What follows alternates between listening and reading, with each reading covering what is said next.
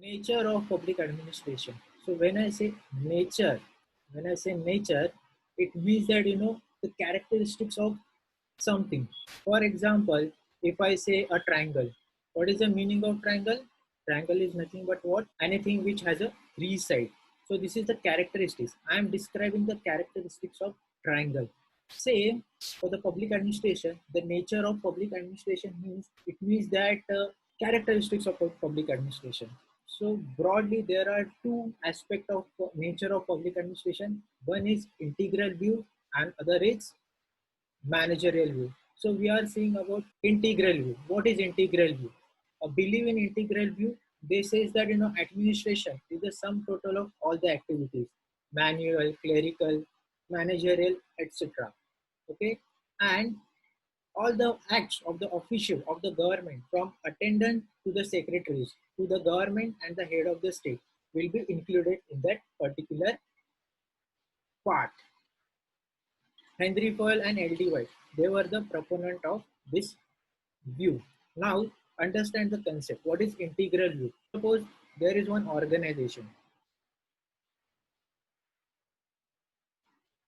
Okay, so there is an organization and there is a hierarchical structure. Take the example as a college as a administrative unit. So at the top of this administration unit is principal. Principal. Then you have vice principal. Then you have deans. Okay. Then you have a group of professors. You have group of professors, associate professor, assistant professor, and professors. Then there is a non-teaching staff. Non-teaching staff. Okay, non-teaching staff. So this is one organization, and there is a hierarchical structure. So in if you apply this integral view to this organization, you'll come to know that what is administration. Administration is nothing but what? Sum total of this every hierarchical structure. We have included principal, we have included vice principal, we have included the contribution of professors and non-teaching staff as well. Okay, so that is the meaning of integral view. Okay, next is managerial view. Managerial view. So what is managerial view? In managerial view, what happens? The activities of people who are involved in planning, organizing, commanding, coordinating, controlling constitute the public administration. It excludes public administration from non-managerial activities such as manual, clerical, and technical activities. Okay, so and the proponent of this approach is Luther Gulick, Herbert Simon, Smithberg, Thompson, and etc. Okay, so don't bog down by this name. You come to know who are these administrative thinkers in subsequent lecture. So for a time being, remember this name. Okay, Luther Gulick, Herbert Simon, Smithberg, and Thompson. Okay, so now understand what is managerial view. Again, we will refer to that our diagram. Okay, there is one administrative structure. The top position is occupied by higher authority. Then this is the administration. So uh, again, take the example of college principal, then vice principal and dean. Then there is a group of professors. Okay, then there is a non-teaching staff. Okay, so in managerial view, what happens? You take account the activities of these three hierarchical structure. Let me show. So you just think about this three part, just three part. Okay, you are thinking about this three part only, not this part. Okay, in managerial view, we exclude this part, last part. We are not considering this part. Why it is so? Because as per this managerial view proponents, uh, administration is nothing but what, getting things done rather than doing things. That was the explanation why, we have such a different view about the nature of public administration. I hope you have understood about nature of administration. In many books, they have combined this nature of public administration in scope of public administration. But for our convenience, we have separated this topic, nature of public administration, and we are studying scope of administration, public administration separately. So this is about nature of public administration, where there is a two aspect. One is integral view, where sum total of all the activities included. Remember the structure of the college: principal, vice principal, deans, your professors, non-teaching staff, all the activities included. And managerial view, where activities of those who are uh, organizing, commanding, coordinating, controlling, and planning, their contribution is recorded rather than, those who are, actually implementing the things. Okay, so this we can differentiate between integral view and managerial view. So integral view, activities of all the person included, activities of few persons at the top. Okay, what is managerial view? Activities of few person at the top. Uh, all, so the contribution wise, in integral view, all from manual to managerial included, from non-technical to technical, all the contribution of this entire structure will be included. Okay, then in managerial view, only managerial aspect will be included. In terms of consistency, it will differ from one sphere to another. What does that mean? The role of principal is different from role of dean. Role of dean is different from role of professor. Role of professor is different from non-teaching staff. That is the meaning of this in terms of consistency. The role of every hierarchical structure is different. Okay, principal perform different function. Uh, this thing, deans and vice principal perform different function. That is the meaning of this statement. Okay. In terms of consistency, managerial technique are common to all field of administration. Now, what is the meaning of this statement? Managerial techniques are common to all field of administration. It corresponds to Postcog view. Postcog view. Now, what is Postcog view? We are going to see in next subsequent slide. For a time being, remember that there are certain principles in the administration. An organization should run on that basic principles only. That is the meaning of this statement. There are certain defined principles. There are certain defined principles, and on that basis, there are certain organization are running. So this is the meaning of the statement. In terms of consistency, managerial techniques are common to all field of administration. If you take any organization, these principles, this technique are common. That is the meaning of this managerial view. Now, scope.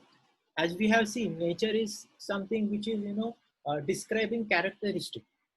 Characteristics. Now, scope means, the length, the breadth of the anything, or you can say boundaries of anything. The scope. So, what are the boundaries of public administration as an activity? As an activity, what is the scope of public administration? See, the meaning of activity means, a course of action. As a course of action, what is the boundaries of public administration? See, public administration consists with the government activities, state activities. So the all activities of the government, example, maintaining law and order, then welfare and social security, maintaining government-owned industries. That is the activity performed by the state, and it covers the every area and activities within the ambit of public policy. Okay, uh, so that is why the scope of this activity, the scope of public administration, the boundaries of public administration as an activity is quite wide. Government has to look law and order, have to maintain law and order. Then they have to, implement certain welfare schemes. Then there are certain government-owned industries like, ONGC is there. Then there is a IOL is there. Okay, for maintaining law and order. Earlier what used to happen, you know, the role of the police was just, to provide physical security. The role of the police was to just was to provide physical security. But in current times, the role has changed. Why? Because of, say, internet. Because of internet, government has to provide security on social media platform. They have to keep this cyberspace clean. So, day by day, the scope of this activity is increasing. That is why, the scope of this public administration is quite wide as an activity. So as a discipline, as a subject, what we are studying, okay? So as a discipline, there are two views regarding scope of public administration. One is POSCOP view. What is POSCOP? So there was one administrative thinker, Gulick, who summed up the scope of the public administration by the letter of the word POSCOP. This denotes planning, organization, staffing, directing, coordinating, reporting, and budgeting. Okay, so this is the POSCOP, and this is a decodification of POSCOP. That is planning, organization, staffing, and directing, coordinating, reporting, and budgeting. So POSCOP activities are common to all organizations. We have seen in managerial activities, it was saying that in terms of constituency, POSCOP activities are common to all organizations. Take any organization, say for example, defense ministry, then finance ministry, then we have other ministries like say home ministry. This POSCOP activities are common to all organizations.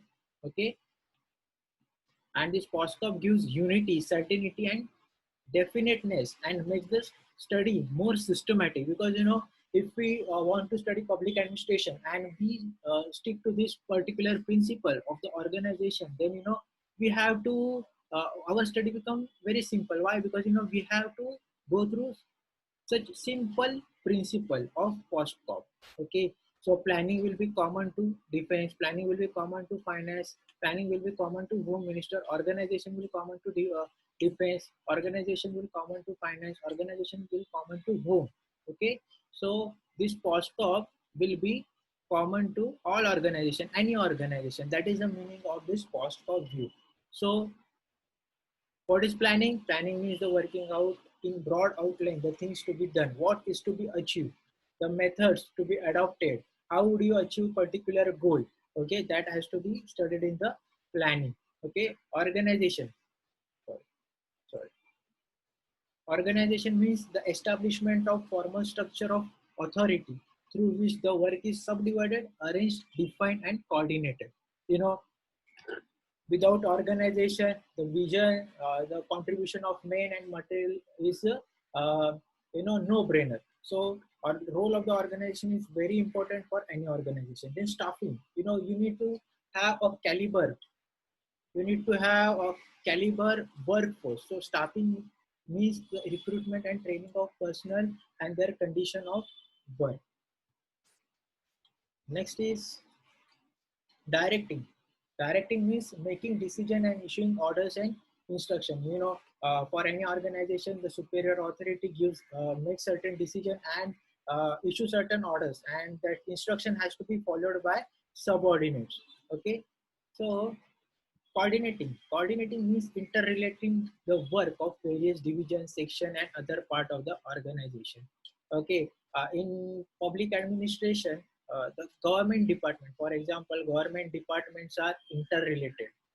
For example, suppose an individual, a private player, if that individual has to establish any business, then he has to go through, first he has to go through environmental ministry, then he has to go to some corporate ministry. Why? Because government departments are interrelated. So coordinating, then reporting means informing the superiors within the agency to whom the executive is responsible about what is going on. Then budgeting means planning, control, and accounting. Okay, budgeting means sorry, budgeting means fiscal planning, control, and accounting.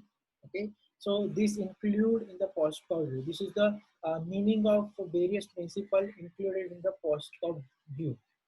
Okay, because of some such a restrictive approach, post-cost view is under a lot of criticism. What was that criticism? Post-cost activities were neither the whole of the administration nor even the most important part of it. Whole of the administration. You cannot judge any organization with the set of certain principle, and it is not most important part of it, because if you want to run organization, there are other principle as well, like you need to consider ethical. You need to ethical framework as well. You need to consider ethical framework of that particular model code of conduct. You need to consider code of conduct as well. So it is not just about that set principles. You need to follow ethical framework. You need to follow certain code of conduct. Okay, so different agencies are faced with the different administrative problems which are peculiar to the nature of the service they render and function they perform. Like, for example, say, as we have discussed, there is a defense ministry, there is a finance ministry, there is a home ministry. So the problem faced by the defense ministry may not be the same the problem faced by the finance ministry. Similarly, for the home ministry, they have their own way of functioning. Defense ministry, finance ministry, and home ministry, they have their own way of functioning. So you cannot, abide this organization into one set principle. That is wrong. So defense ministry, finance ministry, and home ministry, their functioning would be as per their own requirement, not as per set principle of post-cost, set principle of the post-cost. So it ignores the study of the subject matter. It ignores the study of subject matter. What is subject matter? You come to know in next slide. Okay, so the scope of post-cost is quite narrow, because it just focuses on the particular principle, and every organization has its own way of functioning. Okay, so the scope is narrow. Subject matter view. Subject matter view is not just about post-cost technique. I think Vidhir is the same thing, that post-cost technique is also there, but you go through certain substantive concern. Public administration deals not only with the process. See, post-cost technique just focused on the process. Okay, and what subject matter we were saying is that public administration deals not only with the process but also the substantive matter of administration, such as the defense, law and order, education, public health, agriculture, public works, social security, justice and welfare. For example, efficient police work has its own technique, like personal management, then coordination of finance, and it is the same with other services too, rather than former principal organization. For efficient working of the organization, you need to understand the substantive concern of that particular administration. Uh, in case of police, there is a personal management is they might think that personal management is very important. In terms of college, they will think that deployment of financial, for example, deployment of financial resources may be chief concern. So you need to think about this. You need to think about certain substantive concern of that particular organization. Yes, post-op technique will be there. There are certain structure. They will be there. Okay, you have to look after this principle, but you need to think about substantive concern. So the scope of public administration as per this subject matter view is wide. We have studied public administration, definition of public administration, then mm, uh, various definition of public administration from traditional to contemporary. Then we have seen the summary of public administration, then nature and scope of the public administration. Now, on the basis of it, we will solve certain MCQs. First question is, which of the following administrative thinker has defined administration as a public administration is the detailed and systematic application of law. Thinker has defined administration as a public administration is a detailed and systematic application of law. Every particular application of law is an act of administration. A. L.D. White. B. J.M. Pfeiffer. C. Woodrow Wilson. D. is H.A. Simpson. Your time is over. The correct answer is Woodrow Wilson. All of you answered the same. Okay, we have seen the first and foremost definition. What we have learned about public administration is Woodrow Wilson. Okay, so next question about MCQ is, which of the following is true about integral view of public administration? It excludes public administration from non-managerial activity. B. Henry Fayol and L.D. White are the proponent of integral view. Then C. Both A and B. D. None of the above. Okay. The first question. It excludes the public administration from non-managerial activity. The word is non-managerial activity. Okay. So what we have studied this statement in managerial view.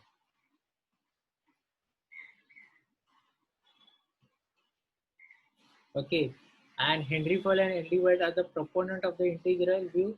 Yes, it is true statement. We have seen that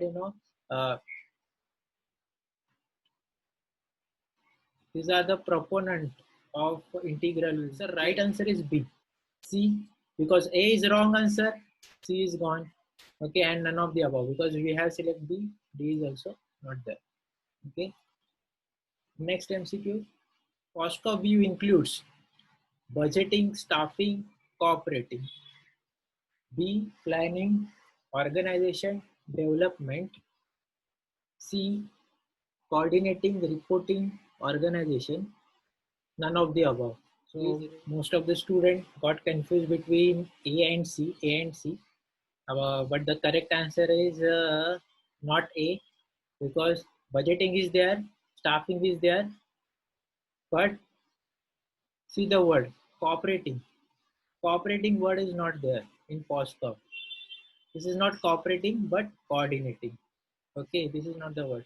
Then planning, organization and development. Okay, so this word is not there, development. Okay, so this answer is wrong. So coordinating, yes, it is there. Reporting, yes, it is there. Organization, yes, it is there.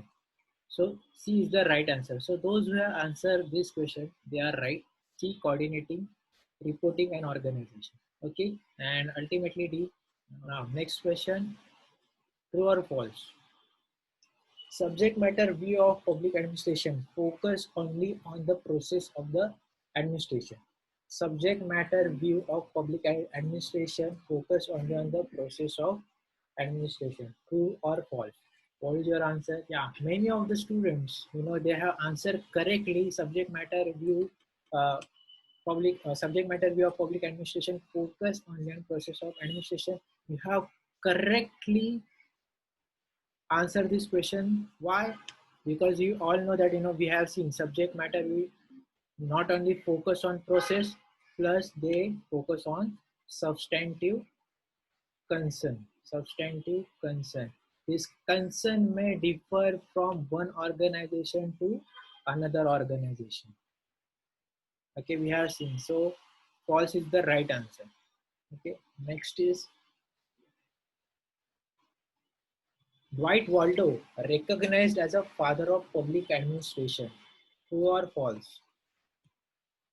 Dwight Waldo considered as a father of public administration. True or false? You have answered this question correctly. The answer is false. Okay, why false? Because Dwight Waldo is not recognized as the father of administration. Who is recognized as the father of public administration? Woodrow Wilson. Woodrow Wilson. Okay, Woodrow Wilson.